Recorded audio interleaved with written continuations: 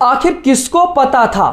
कि आज़ाद साहब का लिया हुआ ये फैसला ना सिर्फ जम्मू व कश्मीर की सियासत में हड़कंप मचा देगा बल्कि पूरे मुल्क भारत के अंदर सियासी हलचल देखने को मिलेगी। अस्सलाम वालेकुम, आदाब नाजरीन, शुभम चैनल डोडा से मैं आपका मेजबान इदरीस फलाही आप सब लोगों की जानिब एक बहुत बड़ी खबर लेकर फिर से हाजिर हो रहा हूं। जिस तरीके से मैंने आपको पिछले कई रोज पहले ये बताया था कि गुलाम नबी आज़ाद साहब ने इस्तीफा दे दिया है कांग्रेस पार्टी से, और साथ ही साथ जराए से जो मालूमात हुई थी कि गुलाम नबी आज़ाद साहब अब अपनी एक नई पार्टी तश्कील देंगे, उस फैसले के लिए जाने के फौरन बाद कांग्रेस के काफी सारे वर्करान और उनके बड़े बड़े लीडरान और ओहदेदारान ने जिस तरीके से उन्हीं दिनों में कुछ इस्तीफे पेश किए थे जो कि हमने आप तक पहुंचाए थे,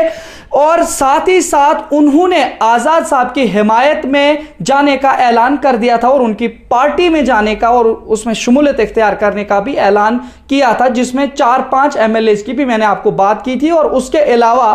कुछ और भी लोकल लेवल पर खबरें आ रही थी कि गुलाम नबी आज़ाद साहब की हिमायत में कुछ लोग इस्तीफे पेश कर रहे थे, मगर सियासी तज्जिया निगारों का जो कहना था कि गुलाम नबी आज़ाद साहब के इस्तीफे से जम्मू व कश्मीर की सियासत में एक बड़ा भूचाल आने वाला है, जो कि आजकल हम सब लोगों ने वाकई देखा।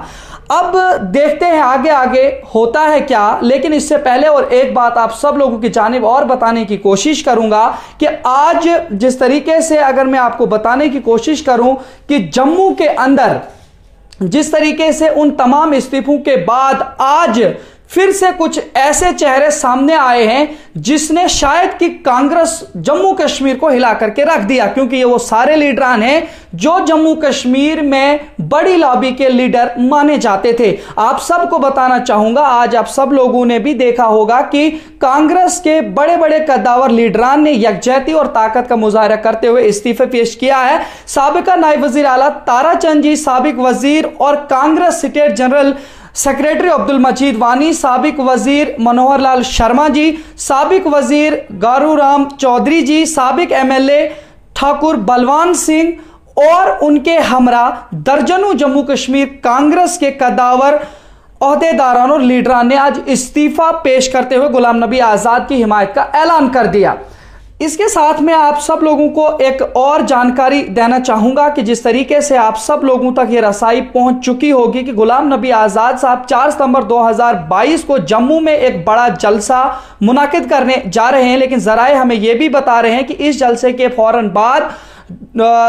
गुलाम नबी आज़ाद साहब खिता चिनाब और पीर पंजाल यानी राजौरी पुंछ और साथ ही कश्मीर घाटी के मुख्तलिफ मकामात का भी दौरा करेंगे और अपनी सियासी हलचल और सियासत के हवाले से लोगों के साथ बातचीत करेंगे और पूरी जम्मू कश्मीर के अंदर जो हालात है इस वक्त सियासी, उसे पूरा तज्जिया करेंगे और उसके बाद किसी नतीजे तक पहुंचने का भी उन्हें इम्कान है। इसके अलावा आपको मैं एक और खबर देने की कोशिश करूंगा कि इसमें यह बात भी जोड़ना अहम होगी कि जो सियासी पेश रफ्त आज जम्मू में हुई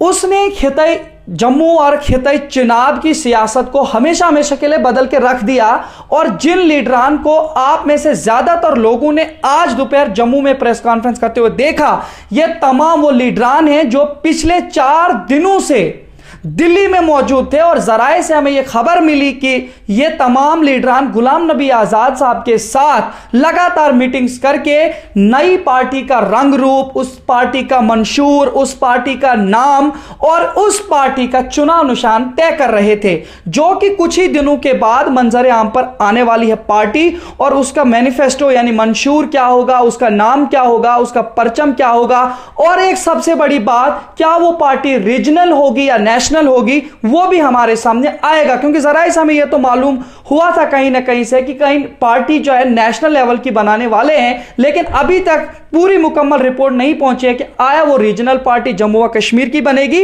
या कि पूरे मुल्क भर की पार्टी बनेगी। फिलहाल यह कबल अज़ वक्त होगा, जैसे इसके बारे में हमें खबर पहुंचेगी हम आप तक जरूर पहुंचाने की कोशिश करेंगे। और नाजरीन आइए देखते हैं कि आने वाले दिनों में और क्या क्या नई सियासी हलचल देखने को मिलेगी। और एक सवाल छोड़ करके जा रहा हूं वो ये कि चिनाब वैली के अंदर जिस तरीके से काफी सारे लोगों ने यह कहा था, क्या चिनाब वैली के बड़े बड़े लोग या जो लीडरान रहे हैं, जो साबिक वजीर रहे हैं, वुज़राओं में शामिल थे, वो इस्तीफे देंगे या नहीं। तो आपने देखा कि आज चिनाब और खुसूसन हमारे डोडा से जो